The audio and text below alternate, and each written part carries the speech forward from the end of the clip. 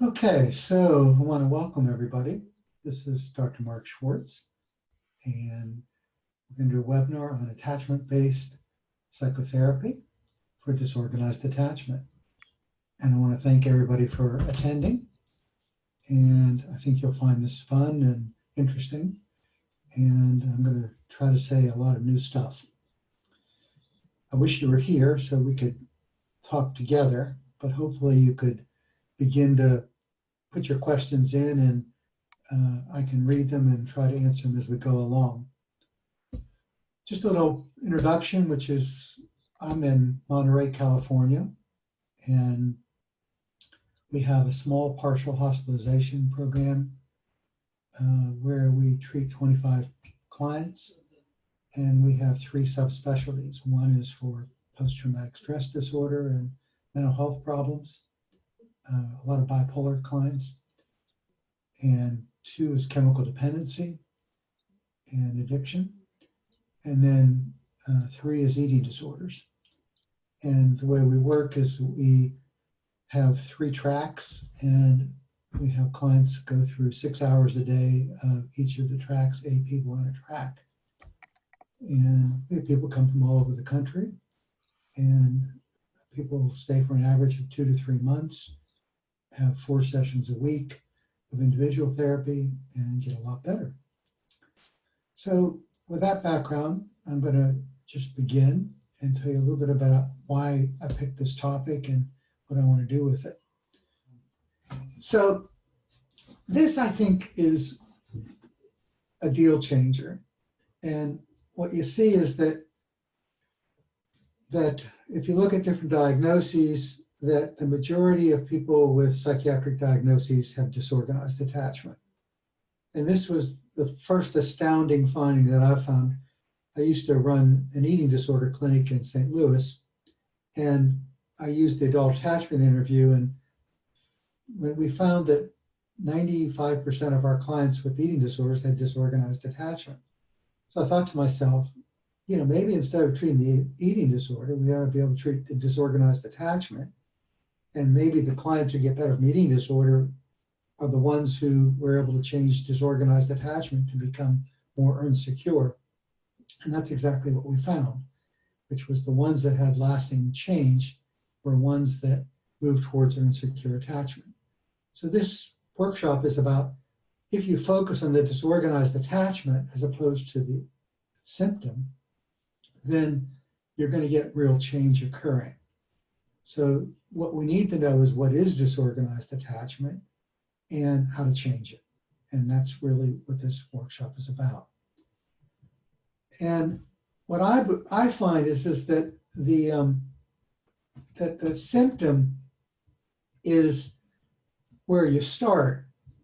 But if you just focus on the food, if it's eating disorder, or the alcohol or the drugs for substance abuse, or the depression, if it's bipolar, that it's the first stage of treatment. But if you just treat the symptom, usually you'll get remission and there won't be lasting change. And so underneath the symptom is the trauma and then the attachment problems. And I think the whole field is recognizing that. But I think that it's become much more difficult to be able to know how you treat the attachment disorder. One of the big advances in the field was my friend Dan Brown and his colleague David Ellie wrote this book, which was called Attachment Disorders in Adulthood. And this is sort of one of our Bibles. And Dan Brown's a genius and was able to pull together all the data regarding this, and I highly recommend his work on this. But what I'm going to be saying today is slightly different than that, and so that is going to be important. Okay, now in this next slide is some data that from Alan Strofe, and those of you who've heard me before have heard this, so I apologize, but Strofe did this longitudinal study in Minnesota where he followed people for 30 years from birth onward. And what he concluded fits in nicely to what we're saying today. which is that we want to understand adult psychopathology. We have to begin to look at the early infant caretaker relationships. And he can be able to use the attachment in the first 2 or 3 years of life and predict which clients are going to have which psychopathology when they're 30 years old. And that's astounding. The predictability of this is astounding. It shouldn't be that predictable because of the variability of what happens to people. But it means that a lot of the variance is in the first 5 years of life. And that the attunement between the infant and the caretakers, predict avoidant attachment, preoccupied attachment, and disorganized attachment. And that then predicts adult psychopathology. Today, what we're really interested in is disorganized attachment. And most of you know that disorganized attachment was Mary Main's discovery that somehow that the person is biologically bonded to the caretaker, but the person that they are bonded to is also a source of fear. And so it'd be sort of like giving somebody food and shocking them at the same time, which would make them crazy. And so if you're afraid of the person that you are dependent upon for safety, you're going to create disorganized attachment. Now the question is, what's that look like when the adult client comes in? And I really think this has been underassessed. So I put you in some detail here. What it means is that there's a disorganized internal world. And in the internal world, the person may have attention deficit disorder or feel internally dysregulated or just feel like they don't know who they are. And there's just a disorganization internally. And then in terms of their behavior, they are unable to problem solve. There's lack of self-agency. They get insight, but they can't then employ it. And in the third area, their relationships are incredibly unstable and destructive. So there's the internal world, there's the behavior, and then there's the relationships. And so as a therapist, we're running around doing dialectical behavioral therapy, and we're being able to do internal family systems therapy, and we're looking at a whole variety of disorganization, but we're not properly assessing the disorganized attachment and the components of it. So the lens that I want to look through in this lecture is what's really going on for the client. And I've tried to narrow it down, and I'm going to describe that for you. So on the right side is sort of what I've come down to, which is that Peter Fonagy has really heavily influenced me, but it comes down to, in its lowest common denominator, the mind of self and the mind of others. There's a lack of coherence. And so in the mind of self, the client will come in, they'll say, I feel like I'm ugly, I feel like I'm fat, I feel like I'm defective, I'm shame-based, and I hate myself, and I need to die. And you look at the person and you say, it's almost psychotic. This is an incredibly competent, beautiful, incredible human being, but their perceptions of themselves are so disturbed. And you try to do cognitive-based therapies, but they don't take. And so the mind of self is disturbed. Then regarding the mind of others, what happens is they think people hate me, people won't want to be in a relationship with me, people can see that I'm defective, and nobody's going to want to be close to me. So they don't allow themselves to get too close to people. They're avoidant, which then they're starving. So they also, at the same time, are preoccupied in their attachment. So they desperately need somebody, but then when somebody's interested in them, they push them away and approach avoidance. Now that's common in our culture, but it's the extreme nature of this. And so the real goal of the therapy that I'm suggesting today would be coherence of mind. And coherence of mind is that the person has an accurate perception of self and others. Now, Peter Fonagy, in his original work at Menninger, talked a lot about reflective function. So the child comes to the parent and says, I don't understand it. None of the kids will talk to me in school, and their teacher's mean. And the parent then validates and helps them understand them in relationship to the outside world, and begins to get some better perception of themselves in relation to others and self in relationship to the outside world. And what Peter Fonagy found was that the children that had good reflective function with their parents with proper attunement developed secure attachment. And then most attachment-based therapies became oriented towards the therapist doing what a good enough parent would do. And that certainly is at the cornerstone of all psychotherapy. And so the people at Menninger, who I really appreciate, would call this, plain old therapy, meaning this is what therapists do. But in that, if you look on the left side, there are different approaches of other people around the country. And so I just listed what I saw as the main approaches that others are using, which we won't be necessarily talking about today. But one of them is transference rupture. So the analysts were talking about, there's a rupture in attachment, and then there has to be reconnection. As a person deals with the attunement with the therapist, then there is a repair of the attachment structure. And that certainly is one way of dealing with attachment problems. And Bowlby was particularly astute with that, and he talked about the secure base. And most of the clients that I see do not have a secure base, and they don't have a family to be able to turn to that's got their back. And so they develop a secure base using the therapeutic relationship, which then gives them the encouragement to go out and explore their environment and repair some of the damage that occurred during childhood in the early years. And again, I think those approaches are necessary, but oftentimes not sufficient. And then Bateman and others, with Fonagy's assistance, went on to talk about metacognitive therapy. And if those of you know Bateman's work, he showed that that metacognitive therapy with borderline personality disorder was an evidence-based treatment that was even better than DBT in terms of its efficacy.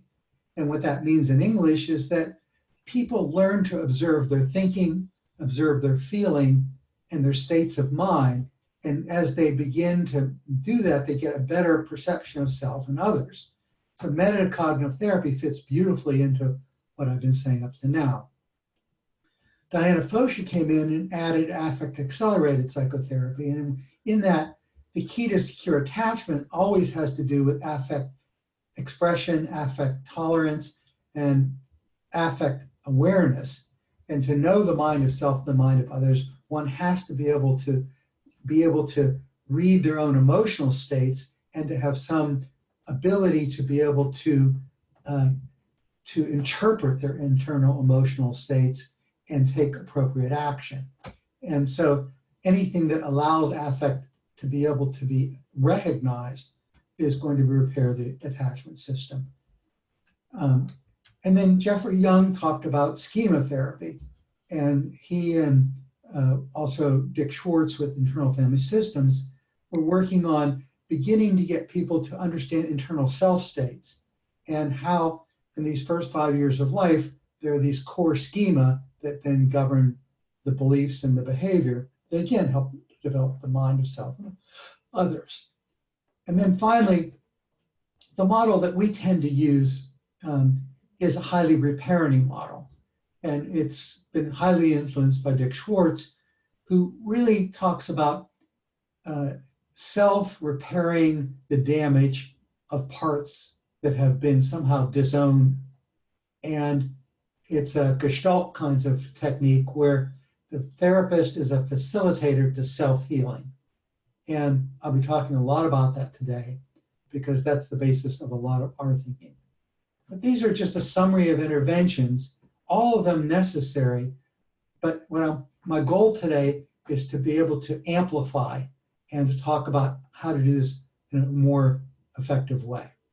So in this, I know it's hard to read, but you just have to bear with me for a minute, which is that one of the big changes that occurred that allowed me to have insight into this was when I had a call from Dan Brown, and he was getting trained in the adult attachment interview and invited me to join him. And so we spent 10 days of really intensive work in being able to give the adult attachment interview. And in it, I learned a lot about how Mary Main thinks about disorganized attachment. And I'm not going to try to teach that to you, but I wanted to show you a page. What we do in the adult attachment interview is we transcribe it. And the scoring is based upon looking at each line and watching the way people do that. And so in this, that what you're seeing is that on the right side, we look at the way people use speech. And the way they talk tends to influence their way they think about self and others. And on the right side, we look at the way they speak. And then on the left side, we look at the content of what they're saying. And so since everyone remembers things through rose-colored glasses, you're not totally dependent upon the memory of actual events that occurred, but they are important, the way they're remembering it. But also the way a person uses speech is important. So what she does is she surprises the unconscious. And what Mary Main does is she says, give me 3 adjectives to describe your relationship with your mother growing up, and then tell me a story about each of them. And the way you score those turn out to be quite important.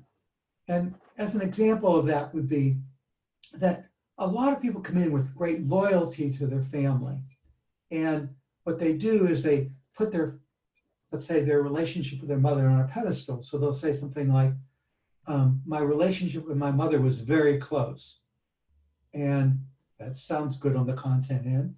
So then you say, tell me a story about being very close to your mother. And the person says, well, my mother, she and I were like really close. And I remember she went to Europe one time for a month when I was age 6. And I remember that she brought me back a really good present. Well, the story doesn't go with being very close. And so there's a discrepancy between what the person is calling very close and the story that goes with it, which means that the person is not accurately remembering or pursuing that. And so that would be a score highly on the disorganized attachment scale.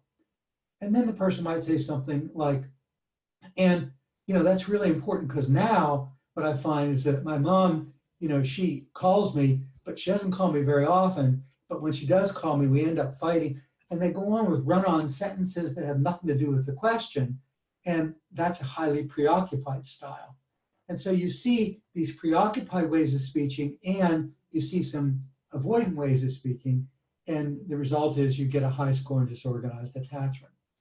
Well, since I was trained in that, it becomes incredibly helpful as I'm doing a history on a client, to not only listen to the content of what they're saying, but the way they say it. And since I now have that lens, I am listening really carefully to the speech patterns of the client, and they tell me the level of disorganization of their thinking and their feeling. And if you transcribe it, you can begin to see with great clarity why they have difficulty organizing their life. So one of my clients, she comes home, she goes right to her bedroom because there are boxes all over her house that have been basically filled there for a couple years, and she has no room or space to be able to eat on, and she is unable to connect with others, and so she just goes to her bedroom and has this small space in her bed. So she lives a very disorganized life, she has a very disorganized speech, and she's not able to go out and get a job, make a living in a very effective way. And she's not mentally ill, she just has a very disorganized pattern. And she had a relationship about 3 years ago, but she got hurt, and so she's not been dating since. These are the typical kind of patterns. And so the question with this level of disorganization is, the client usually doesn't tell you this in the 50-minute hour. And so how do you get a purview of the whole lifestyle of the person? And the adult attachment interview introduces you to the whole world of disorganized attachment. So what we're trying to do is move them toward what Mary Main called earned secure attachment. And that's what we therapists have, And with earned secure attachment, what we're trying to do is to be able to help them begin to organize their perception of self, their perception of the world around them, and their perception of their interactions with the two. So when I do post-traumatic stress work, I oftentimes will use Pat Resick's cognitive reprocessing model. And what she looks at is, here's the event that occurred that was traumatic. How did that affect your sense of self? How does that affect your sense of others? And how does that affect the world around you? So you could see that Pat Resick in cognitive processing, which is probably the #1 evidence-based treatment for PTSD, was really highly influenced by this model of what we're talking about today, which is the disorganized attachment, and understanding how the trauma somehow structurally changed the person's perceptions of self, others, and the world, and how to begin to look at what Pat Resick called stuck points, or how they get stuck in the trauma and feel like, I'm a bad person, I caused the bad things to happen, and that bad things should happen to me as a result of that. And those cognitions that occur because of PTSD are the poisonous part that need to be repaired in PTSD work. Okay, so now I want to say something more, which is that I've said a lot about self and other, but now the relational part of it, because what happens is that Dan Brown talks about 3 stages of relationship development. There's the attachment environment, which we've been referring to, which Schwartz was talking about, from 0 to 2 years of age, where the structure of secure attachment, avoidant attachment, preoccupied attachment, or disorganized attachment gets laid down and is highly predictable throughout the lifespan. But that can't be the only show in town, because from ages 2 to 5, other events occur. So what Dan reminds us of is Liborski's work with core relational conflict. Core relational conflict is that individuals develop a core relational conflict with their parents and others that is informed by the attachment environment, but gets written to a schema. And in that core relational conflict, what people tend to do is they tend to repeat over and over again the same difficulties with relationships with others. And so, for example, somebody who has preoccupied attachment, the core relational conflict would be somehow that they're trying to get other people to like them. And they put tremendous effort into merging with that other person, and they become other-oriented and doing anything to get the other person to like them. And the more energy they get, the people liking them, the more rejection they get. And the more rejection they get, the stronger their chasing the other person becomes. That becomes a core relational conflict, and they repeat that with everybody. And what Liborski showed was that if you can bring a person's core relational conflict into consciousness, because these are unconscious schema, then the person can become metacognitional to that, I mean observing their own thoughts and observing their own behavior, and begin to change their core relational conflict. And so that gets laid down as a matter of habit from ages of 2 to 5. And then part 3 of this is what Dan Brown calls the trauma bond. And everyone defines trauma bond in different ways, but for us, the trauma bond is whenever somebody has a post-traumatic stress such as rape or molestation, or watching their mother get beat up by their father, or teachers doing horrible things to them, then what happens is that that becomes laid down into the core structure of the brain, and the person tends to try to repeat it to complete it in some way. Jean Briere says that there's like a repeater system in the brain that is probably towards the amygdala. And what happens is it gets written into that structure, and then there's a reenactment and repetition of that. And so you find, let's say a woman who has the 3rd alcoholic husband and their father was alcoholic. That's a trauma bond. And so as we're trying to understand intimacy disorder, we're looking at all 3 of these. So I don't want to somehow say that all this is laid down in the first 2 years of life. It's just that you have to think of it as a domino effect. And the first thing affects the second thing, which affects the third thing, and all of them are important for intimacy. So sometimes people get into this and they think, well, all this is written at ages 2 or 3, but clearly it's a domino effect, and there are sequential developmental events that affect your capacity for intimacy. And why is this important? Because we are going to look at all three of these, the attachment relationship, the core relational conflict, and the trauma bond. And our interventions are going to be around all three of those because we're doing metacognitive interventions on each of the three of these and taking unconscious material, bringing it into consciousness. So the real trauma work is simply holding up the mirror and saying, this is what happened. This is the result of what happened. These are the conclusions you made about self and others as a result of what happened.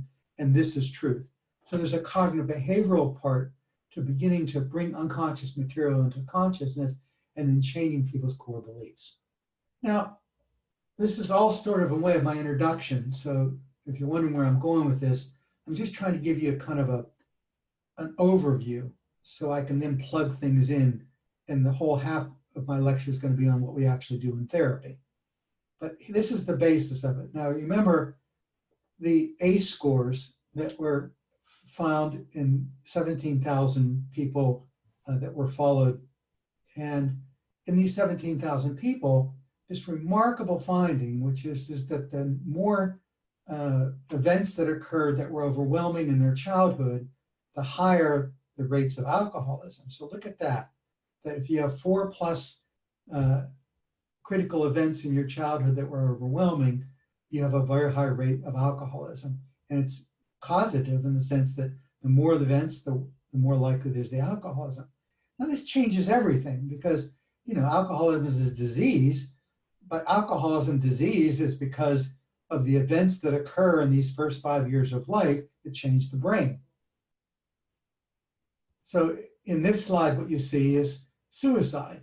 Again, the higher the ACE score, the higher suicide rate. And the next one, number 13, look at this, depression. The higher the ACE score, the higher depression. Now, most of you know these data, but I wonder if we've really looked at the implications of Schwartz's work, the ACE scores, and Fonagy's work, and recognize that we are about to do a huge paradigm shift. And this paradigm shift, instead of just looking at alcoholism, depression, eating disorder, and these symptoms, that we're having to not only look at the trauma and how it interrelates with that, but look at the actual structure of the mind and what happens as a result of the trauma to these internal structures and how to begin to change them. So that's where I'm going with this. I want to be able to look at the structural deficits that occur because of early attachment trauma and how it then mediates adult psychopathology. Okay, so disorganized attachment, that's the focus. With infants, we get inconsistent and contradictory attachment behaviors, no single coherent attachment strategy, and highly dissociative states. And so Schwartz and then his associate Ogawa discovered that kids that were measured to have disorganized attachment at 2 or 3 years of life, when they grew up to be age 30, they were highly dissociative and go into trances. And they have internal segregated systems that make them incredibly susceptible to highly structural dissociative states. And so the work on structural dissociation suggested that what we have are these separate internal systems. So a person like a priest who is very holy and has some great sense of integrity molests a child.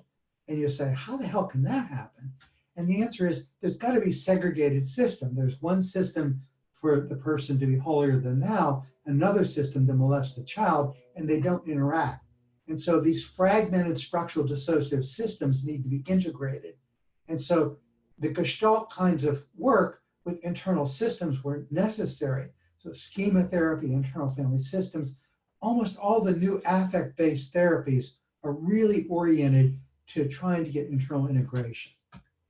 Then in preschool, there were two styles. One was very socially inhibited, avoidant, and with these kids, they would be at home taking care of their parents rather than the parents taking care of them. Or at the other extreme, infants who were incredibly controlling and bossy, and these were more of the avoidance style. So you have disorganized attachment heavily on the avoidant end, and you have disorganized attachment heavily on the preoccupied end. And these are very different presentations clinically, but they're both disorganized. And then as an adult, you have them rotating between being both clinging and avoidant, and a lot of issues around grief and loss that need to be dealt with in some way. And so Marilyn Cloytra out of San Francisco, she compared a sample of clients who had trauma work done in therapy quite effectively and ones who did both trauma and attachment work. And what she found is that the clients who had trauma work got better, but did not have changes in the brain. But when she did the PET scans, what she found, fMRIs, is that the ones who did attachment work had real changes in their brain that were measurable and much better clinical results. So the trauma work is necessary, but rarely sufficient. Okay, so what is our target with disorganized attachment? We have to do affect dysregulation work. There you think of DBT, dialectical behavior therapy, and that is, the contemporary DBT is just very powerful work. Lapses in self-monitoring is basically metacognitive therapies. There you think of Bateman and Fonagy. Discontinuous self-systems and mood states, that's the dissociative work, and dissociative states therapies are incredibly helpful in looking at that.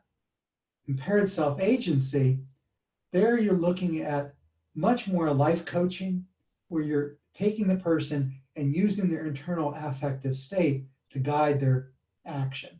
And our experience has been that when you have disorganized attachment, doing cognitive therapy in the clinic is necessary, but doesn't seem to carry out in the real world. We have to go out in the real world with them, with life coaches, and help them actually expose them to interpersonal effectiveness and having them solve some of their life problems and get them to do it. So we've incorporated life coaching to a lot of what we've been doing. Then, because the person's been taking care of their parents, they don't learn to explore their environment.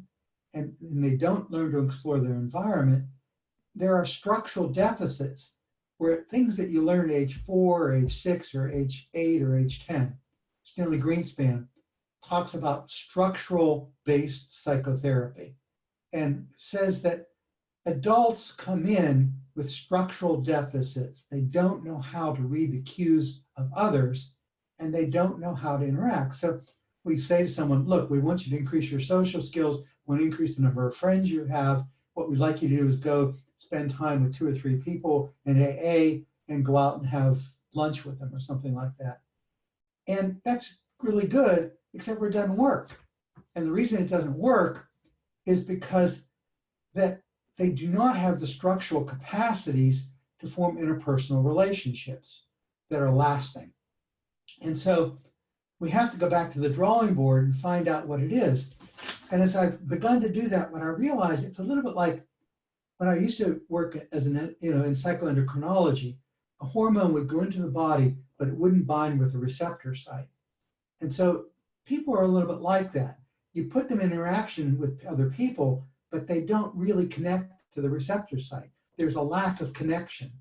And Harville Hendricks calls that receiving love. We have a whole epidemic of people who cannot receive love. People love them, but they can't receive that love and connect to the receptor site. And so the question becomes is, how do you get a person to connect? How do you get a person to receive love? Why is it that they can't somehow allow other people to love them in some ways? And the obvious answer is this: if you hate yourself, you're not going to form very strong relationships with other people. So you may cling to them, you may bond with them, you may have kind of a superficial kind of relationship, but you feel alone even when you're with people. One of my clients, she was very charismatic, very intelligent, and quite extraordinary. And she did this great work in treatment. We reversed the symptoms.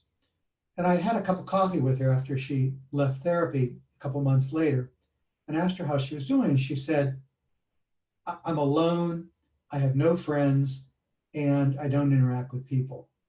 And I look at her in sort of an astounding way. And she said, Mark, when I was in your program, I know you thought that I was doing really well. And I know you thought that, I had everyone liked me and I had good friends and that I was doing a lot of social interactions and I was a leader. But the truth was I felt alone all the time. I feel alone with people all the time and I don't really connect. And I realized that I was missing something, that what my eyes were telling me was deceiving, and that a person can be with people but not really connecting. And so the question is, how do you change the internal structure of the mind to allow a person to actually bond? And if you think about those early structures that I've been talking about with disorganized attachment, it begins to give you kind of a reading of why some people cannot seem to be able to connect with others. And I think we have a ton of work to do as therapists, because it's not behavior therapy, it's not cognitive therapy, it's a much different kind of therapy, which I'm now calling attachment therapy, that really becomes critical to this. And I'm not saying I have all the answers, but I think I see what the problem is and what I've been missing for all this period of time. Let's go to slide 16. So back to Mary Main, what her interest was in narrative coherence. Rather than focusing on the individual story, what happened to me when I was a child, and this happened, and this happened, and this happened, she looks at the structure of the story. And the coherence is that as a person does their timeline, it gives you a coherent, cohesive, collaborative narrative. Cohesive, coherent, collaborative narrative. What that means is that the events that they're recalling somehow logically and rationally help them understand the function of the symptoms and the manifestations of the symptoms. And so as they tell the story, you now understand why it is they have disruptions, inconsistencies, contradictions, and lapses and irrelevancies in their linguistic effort. And all of that is what we now call mentalizing. And in this mentalizing, the first stage of therapy is allowing a person to begin to do a timeline. And as they do that timeline, I talk to their mother, their father, their brother, their sister, their aunt, their uncle, the next door neighbor, and we're getting pieces of the story. And then we'll do internal work on the mind, usually internal family systems or affect accelerated therapy or EMDR. And in that, we're going to get more pieces of the story, and all the pieces of the story come together. And any single event may or may not be true, but as you look at the whole picture, you try to be able to get a story that is coherent and makes sense in some ways. And so, the mother will come in and will say, I've never said this before. And one mother said to me just last week, she said, I got pregnant when I was 17. I really didn't want to have a child. I resented getting pregnant. I resented her birth. I felt like my childhood was over. I hated my husband, and I developed anorexia. I went into an institution, and I feel like I screwed up my kid really bad during those years. And the result of that was that you could begin to get all these missing pieces of the puzzle. And as that happened, the client that was here began to transform. She was highly dissociative. She wouldn't leave her house. She was phobic. She was suicidal. And suddenly, life came back into her body. Her eyes started to have the light turned back on again. And she began to remember, and she began to feel. Now, you could call that trauma work, but it's much more than trauma work. It's that long ago she dissociated and the lights went out. And what we're doing is we're beginning to turn the lights back on. Memory begins to be reactivated. Feelings get reactivated. It's like the computer comes back online in some way. And it's mind-blowing to watch the transformation that occurs. So the purpose of the therapy is not that you get angry at your parents and you hate them and you Gestalt them to death, but it's that these pieces then allow you to begin to move out of that disorganized state and begin to allow yourself to remember and to feel, and the structure of your life begins to get back online, And suddenly the way you talk, the way you think, the way you feel, and the way you act becomes far more coherent. Now, as we think about the adult attachment interview, let's sort of decontextualize it. There's something called involving, and that if you get involving, you do score higher on disorganized attachment. Involving means that the child cares for the parent and meets the parent's emotional needs. Now, what we do is in group, we'll somehow do a psychodrama, and we'll have them look at the events that occurred that were involving. And then we have the group comment on what it is that's happening, what the effect is on the child, and what the child is not getting to do as a result of that. And so I tend to do a lot of group work. And in the group work, I decontextualize the components of the adult attachment interview, which I'll be naming, and then play them out for people. And then instead of the therapist sort of confronting, the client begins to get a lot of feedback from others. Oh, this happened to me too, and this is the result. And they can begin to see what happened to them, the result of what happened to them, what's missing in their life. And now they call themselves codependent. But codependent, is just another way of hating yourself for some of our clients. And so what I want them to see is that the whole structure of their mind is around others and getting other people to like them. And that's because they don't have any self at all. Their self doesn't exist. Their self only exists in relation to others because that's what happened to them growing up. So you can see what happened to them, the result of what happened to them, and now what are we going to do to give them a self so that they can think of themselves first in relation to other people, and then practice it in vivo in the therapy process. So psychodrama is probably one of the most potent ways of beginning to let them begin to relive the involving state and to step back in a metacognitional way and see how it influences what now is called codependency, but is really a lack of having any coherent sense of self.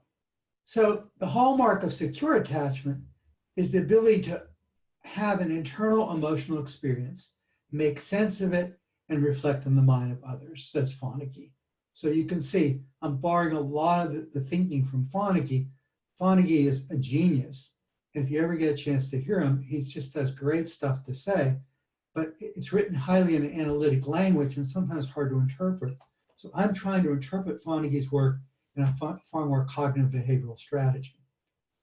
In the coherence of a narrative on the AI, it shows the capacity of the adult to make sense of the mind of self, the capacity to detect the child's behavior, and to see the implicated mind respond in a timely, effective manner. So I used to run an attachment clinic for children, and I'd bring the children in with their parents and look at the attunement between the child and the parents. And it was so interesting because, I'd also be doing couples therapy, and the woman would say, my husband never listens to me, and he's very controlling. And then I'd bring the man in with his children, and the children would pick up a toy, and the man would say, no, don't play with that toy, play with this toy. And he'd be very controlling, and he would not in any way be able to help the child understand the mind of self and mind of others. So as you did that work with children, you could just see the beginnings of what happens with the adult and why they're totally unable to read other people's mind and know what it is that's happening. Everything becomes narcissistic, where it's all about them. And so nobody's going to like me because I'm bad, because I'm defective, because I'm evil, and no one can love me because I'm unlovable. It's a pretty narcissistic statement. And we want to label these people with narcissistic personality disorder, antisocial, and all that stuff. I don't like that. I don't like labeling people in that way. What I like instead is to understand that it's perfectly reasonable that a child's going to have a stuckness, and there's a part of self that gets stuck at T-1, where at a very young age, they stop developing a sense of self, which occurs mostly during the adolescent years, because they're stuck at a much younger age at T-1 because they're taking care of their parents or because their parents are not there. So we have children who, the parents literally aren't there, and they're just walking around the house 7 to 9 at night with nobody taking care of them, and no one to talk to except for the TV set and the computer, and they don't literally have the structure of how to interact with people. Now, I know I'm quoting a lot of names to you, but all these people are incredibly articulate. And this is from Pat Crittenden, and she has a book on attachment. And Pat Crittenden, and I'll make these references available to all of you, but Pat Crittenden is a genius. And she took Mary Main's stuff, and she took Mary Ainsworth's work, and she developed a new adult attachment interview. And this is the way she scores it. And I know this is rather intimidating, so I'm just going to say 2 or 3 things about it. She's able, with her new adult attachment interview, to give you an incredibly insightful assessment. And basically, people who have avoidance strategies have basically inability to use affect. But the individuals who have preoccupied strategies are all affect. On the other hand, people who have avoidance strategies are all cognition. So the person comes in and they're highly intellectual, and they use their intellect in order to avoid connections with people. People on the right side have more of the preoccupied, and what they use is that they're so affectively tuned that they become histrionic, and their histrionic style keeps them from attaching to others. And so what we need is a classification system that looks at how much of this do you have and how much of that do you have, because it's never either or black or white. It's a blending of this. And so you can use the scoring device on the adult attachment interview to put person in a classification system. So a person who has a high degree of AC is going to have tremendous psychopathy. A person who has, what A stands for is more the avoidance style, and B is the secure style, and C is the preoccupied style.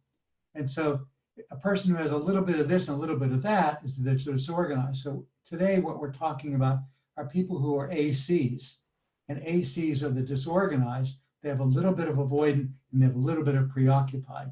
And these are heavily where our clients are that come in with psychopathology, part of the AC realm. And they could be A7s, it could be, or C7s. And the way you're going to treat an A7 is going to be very different than the way you treat a C7. So she gives us an assessment system that is beautiful, that then allows us to know which subclassification. And with this client, we're going to have to do much more work with affect. With this client, we're going to have to do much more work with cognition and being able to mentalize. And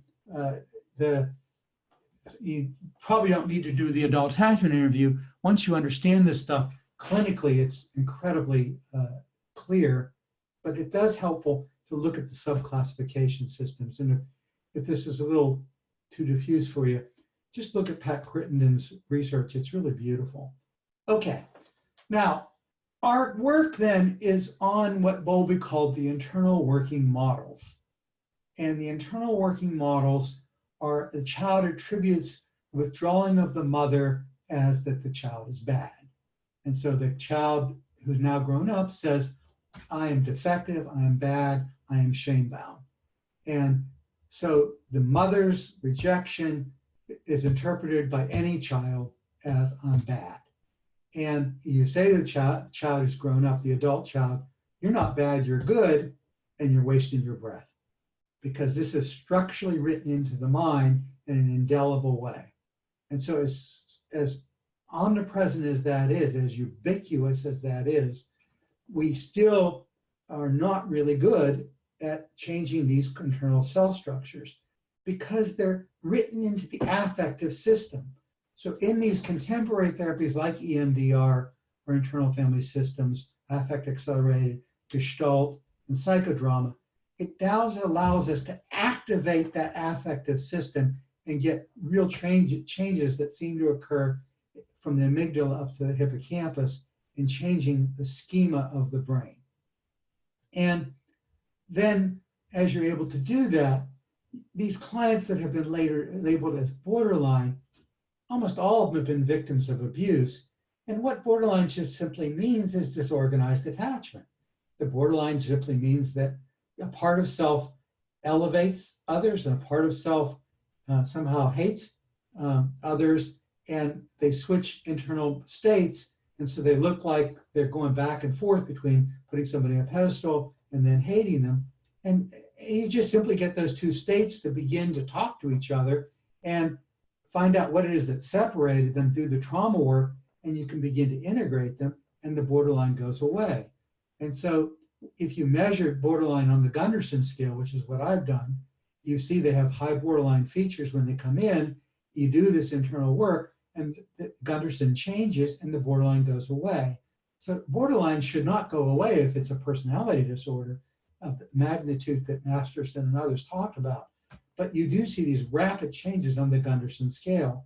So I think we really need to look at borderline through this different lens. 3, there's a lack of compelling representation of the suffering of others. And so in truth, if I had to simplify, I'd say you have poor empathy for self and poor empathy for others. And you can pretend like you care about others, but that's different than genuinely caring about others. And the client will tell you, I'm an imposter. I pretend a lot because I'm not able to really know what I'm feeling. And so then they hate themselves for pretending because they feel like they lack integrity. But it's not really a lacking of integrity. It's the ability to truly connect with the affective state, which has not been fully differentiated during those years, which is the structural deficit that I'm talking about. There's a failure to represent feelings, beliefs, and desires. And you must do that to have any core sense of self. And so I see my therapy as seeding the development of the real self. And there I go back to Masterson's work, Kohut's work, and so many of the self-psychology people, and Winnicott, and all of that stuff is there. It's delicious, and it's all right there. And we're going to have to reactivate all of the knowledge we once had to begin to continue work with the development of the self system. And all of that is useful in working with these internal working models. Number 24. Now, I've said something about attachment. Now I want to say something about self, because I've said we must somehow seed the development of the real self. And in that, we're doing a lot of work around mentalizing reflective capacity, metacognitive awareness, metacognitive mastery, which what that means in English is being able to know what one's thinking and feeling, represent it to self and represent it to others. And so the client comes in and they're angry, and they manifest itself by not showing up in therapy. But they don't know they're angry, and they're also sad. And so what good old psychotherapy does is begins to help the person with their internal states and begin to be more affectively attuned. And so in affect accelerated psychotherapy, Diana Fosha just beautifully, the person will look sad, and Diana will pick that up on the body cues, and she'll say, I noticed that as you talked about that your lips turned downward slightly. And I began to wonder if you might be feeling a little bit sad when you talked about your uncle. And the person says, no, I wasn't. But let's stay with that. And then you begin to help the person delineate that. And by beginning to be so attuned to the very subtleties of what the client is presenting in front of you, you can begin to help them do metacognitive mastery. And it's beautiful. Those of you who have been trained in affect accelerated psychotherapies, it's a beautiful kind of thing. And it just like with the adult attachment interview, you're listening to the way a person talks, but watching them closely. And in these, I got to know Diana Fosha, I got to know Dick Schwartz, I got to spend time with these folks in the therapy room with them. And they're just, when they're in the room, they're not thinking about what they're going to eat for lunch. They're not, distracted by their phone. They are 100% tied to the client, affectively attuned to the client, watching the client, listening to the client, and reading, and very, very much interactive. And I learned how to be a therapist by watching them and knowing that when I'm talking about a connection with the client, I'm talking about a hardwiring, mirror neuron type of stuff, where you are really so into the client's mind that you're able to reflect back what they're thinking and feeling and doing in a non-judgmental way. And that's what I'm trying to teach the young therapists who work with me, which is how to be a therapist in a Carl Rogers kind of sense, which is a real connection. And that's the basic Bowlby model, which is real attunement. But these new kinds of therapies allow us to get more articulate about assessing what we're seeing, noticing, feeling, and how to be able to bring it into the 50-minute hour. And then to conclude that as the client sees that you love them, that you affect them, that you care about them, that you're important to them, that there's a reparenting that allows them to begin to have empathy for self and then eventually empathy for others. And that's where the real change occurs. So I hope what you're seeing, just to step back for a minute, is I'm blending models, that each thing that I've learned from each of these great thinkers, changes sort of the way I work and allows me then to integrate it into a model. And as I go around the country and work with other people, I think this is happening to all of us. All of us are blending therapy approaches, or blending our reading, and we're seeing that most of the really smart people are all saying the same thing. We just have to begin to articulate it conceptually, which is what I'm trying to do so I can be more effective. Now, the real love of work that I do comes from working with dissociative clients. I learned so much. Paul Dell has this wonderful work on dissociative and dissociative disorders, and Kathy Steele and Van der Kolk and Van der Hart, structural dissociation, great stuff.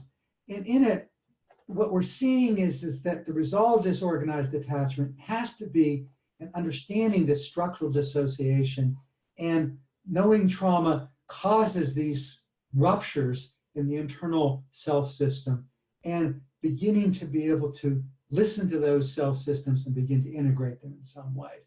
And so I like working with parts of self and integrating them in the therapeutic hour, and then taking them into group therapy and working in psychodrama and get them to enact that so that they begin in a deep way to feel what happened to them, and then to repair this system as they're able to integrate these internal states. So pathological dissociation, which is about disorganized attachment, represents a distortion of the core self processes so that development progresses towards greater complexity without complementary integration. Result is, this person feels defective, self-criticism, hostility, and an idealized image of the caregiver. So when dissociation prevails, there's a fragmentation of self, a high vulnerability to dissociative coping mechanisms, and the person just goes away. And so, I have 25 clients upstairs, and I can sit in a group and I can just watch the dissociative states. One client's going to sleep, another client's just going away, another client's not able to listen to anything that's going on, another client is distracted, another client is over concerned with taking care of. There's a whole variety of defenses that the clients use to not know, not feel, not experience, and not take in. And so much of the therapy is in looking at the blocks, the big old elephants in the middle of the road, from knowing and seeing, and to point out those blocks, and then finding a way to allow those protective parts of self to step back and allow the person to be able to know, feel, and see.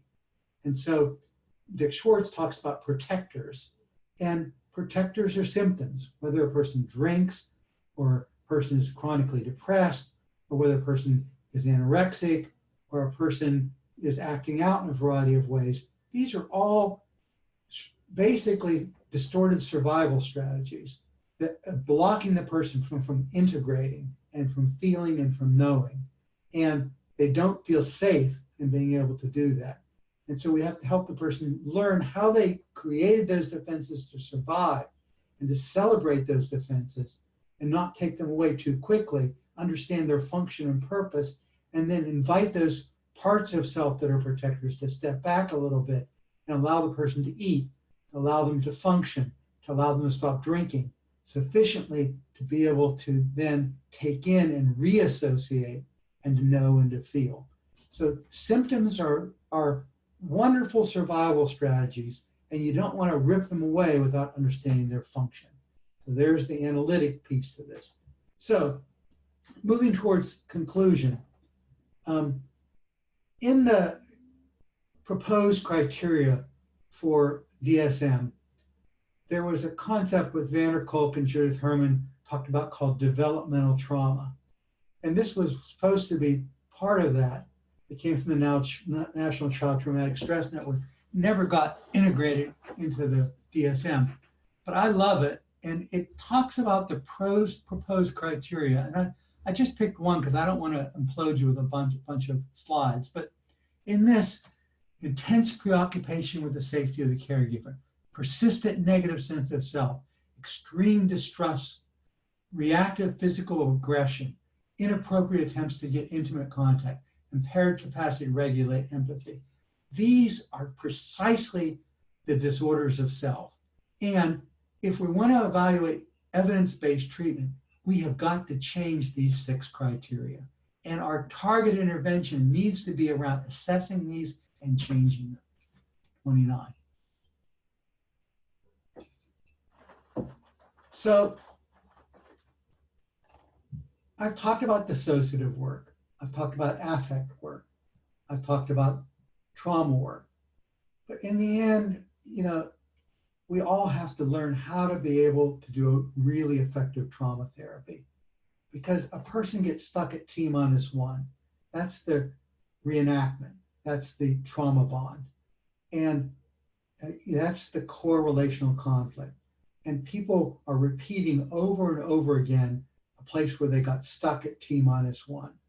And so Winnicott said this so beautifully, that somehow it's normal and healthy for the individual to defend the self against environmental failure by freezing the failure situation, hoping that at some time we can go back and unfreeze it. And so the contemporary therapies unfreeze. And so the work Laura Parnell is doing around EMDR is taking Francine Shapiro's original contribution and just making it so much more beautiful, because with EMDR now, what we're doing is helping the person bring into unconsciousness that which is unconscious. And the person will say, I don't know where this is coming from, but my mind is beginning to think about this. And it somehow relates to that.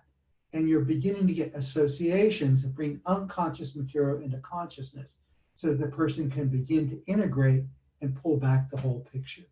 So, you learn EMDR in a long week or weekend, and you do this stuff, and you think, okay, this is the therapy. But it's actually an elegant way of intervening if you really understand what you're doing.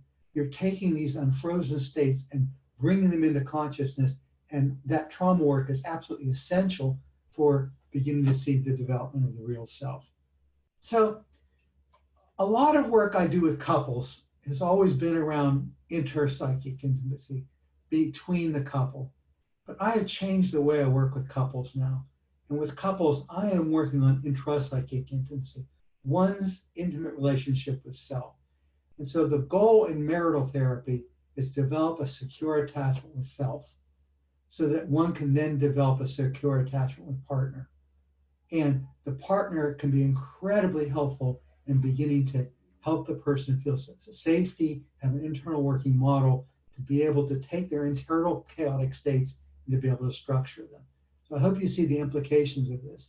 I tend to do as much as I can couples work, because I like doing individual change with the couple in the room. So I'll work with him and the couple, and work with her and the couple, and work with the disorganized attachment of him by using the relationship as the vehicle for change. And I work with the disorganized attachment of her by using the couple and the couple's relationship as an internal working model and a sense of safety and security. So the key element is building a sense of safety between the couple, and then using the power of that relationship as a vehicle for individual change. And that marital therapy it's a really, really potent way of working. I don't like doing individual therapy when I have the capacity to use the power of the couple and intimacy. So what is an intimacy disorder, you say? I wrote this out because I thought I use that term a lot and nobody knows what the hell it means. But what I want is I want them to be able to use a connection with others as a resource for self-change. And that I define intimacy disorder here. You can read it. Let's go to 32. And so a lot of the work I'm doing can be called targeted towards intimacy disorder. I borrowed John Money's concept of the love map because I think it's what Dan Siegel is referring to as the mind. In the mind, we have to begin to change the mind, the structural deficit representations in the brain of self and other.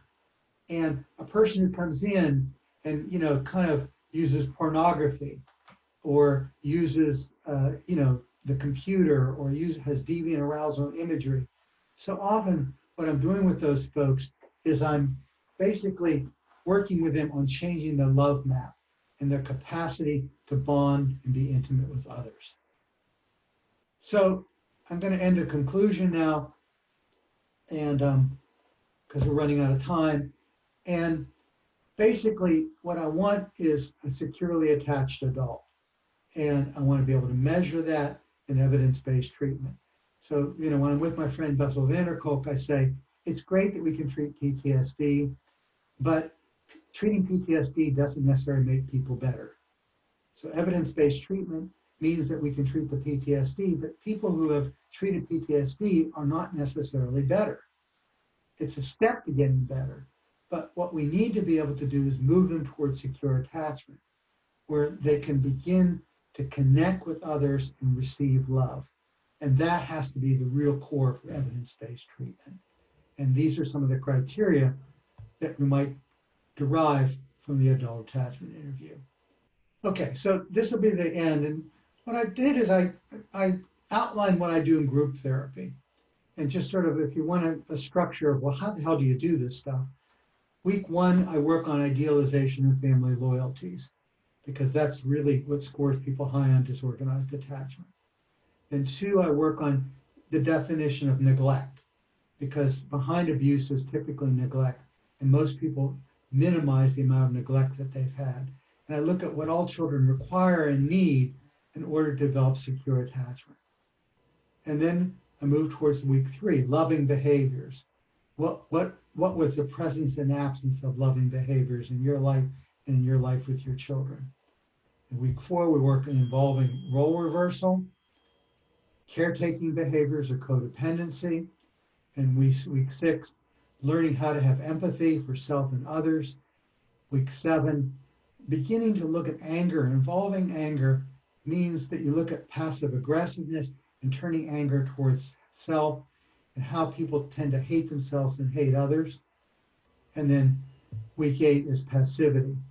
In passivity, what we're doing is looking at the intent and content of the speaker and looking at the way they're able to change their patterns of speaking to be more active. Now, these are the criteria that which we score disorganized attachment. As we begin to change each of these week by week, we give homework assignments. And in those homework assignments, we change the whole structure of how they think, feel, and act. Eventually, I want to get them in a relationship. So beginning emotional processing, and then meta therapies, where we're looking at metacognition and helping them through beginning to look at affect and their internal conflict with self and others. So in conclusion, what I did there was a quick overview of sort of what I actually do. And I run a group therapy for intimacy and intimacy disorder and attachment. I do individual therapy or couples therapy where I work on it. And then I highly organize this into an evidence-based treatment where I have specific criteria that I'm trying to change in the therapy room, and then use life coaches to make sure that once they leave here, they're actually doing their homework assignments and carrying out actual changes in the real world and enacting it, because one component of this has to do with the ability not only to have internal states, but to enact those internal states in the real world. So here's the final, which is that turning to other people for a source of comfort. AA is a beautiful way of getting a person to begin to try to do that. Establishing a coherent narrative, establish metacognitive thinking, deal with minimization of idealization of family loyalties, and look at things without rose-colored glasses. Establish clarity with regards to self and self-relationship to others, and grief work, resolution of significant losses in one's life. This is evidence-based treatment. So I now then give you my 16 criteria, and this will be the last slide, which is I want in my evidence-based treatment to work on all 16 of these, and I want to see changes in all 16 one of these.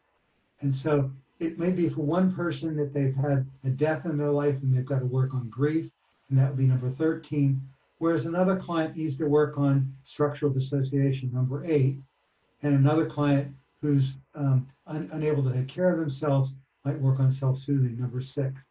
But by laying all these out, I have very clear targets in my assessment.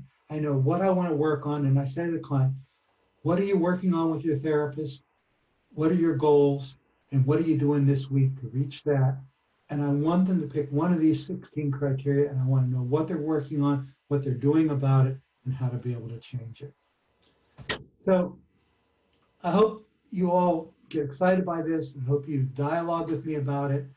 I hope you write to me and tell me any thoughts that you have on it. I hope you fill out your evaluation form so we can give you CEUs. But I'd like this to be a dialogue. And any of you who would like to have a nice vacation, come out to Monterey. You can sit in our groups and see what we're doing and actually see it in vivo. We have sort of an institute here with great people, and you get to see some of this in acting.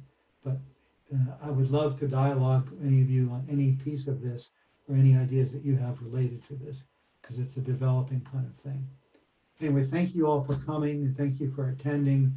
I really appreciate it. And thank you. And Shanae, it's great to hear from you. See you later. Have a great day. Bye-bye.